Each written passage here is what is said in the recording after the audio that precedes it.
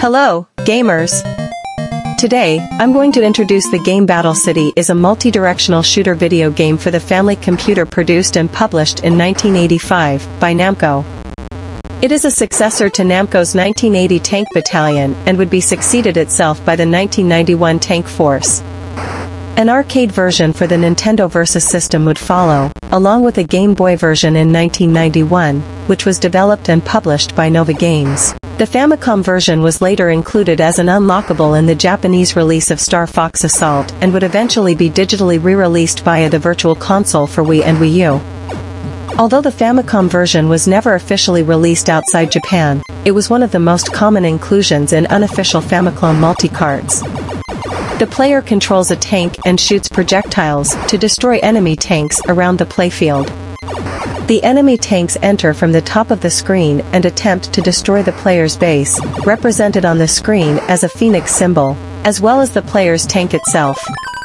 A level is completed when the player destroys 20 enemy tanks, but the game ends if the player's base is destroyed or the player loses all available lives. Note that the player can destroy the base as well, so the player can still lose even after all enemy tanks are destroyed. Battle City contains 35 different stages that are 13 units wide by 13 units high. Each map contains different types of terrain and obstacles. Examples include brick walls that can be destroyed by either the player's tank or an enemy tank shooting at them, steel walls that can be destroyed by the player if they have collected 3 stars, bushes that hide tanks under them, ice fields that make it difficult to control the tank, and patches of water which cannot be crossed by tanks.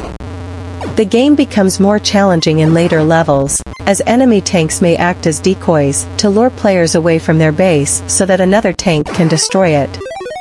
In addition, flashing red tanks release a random power-up when destroyed. There are several types of power-ups, such as a clock that stops all enemies, a protective shield, and a bomb that eliminates all on-screen enemies. The enemy tanks come in 4 different sizes, with the largest one requiring 4 shots to destroy. Remember to subscribe to the channel. Thank you.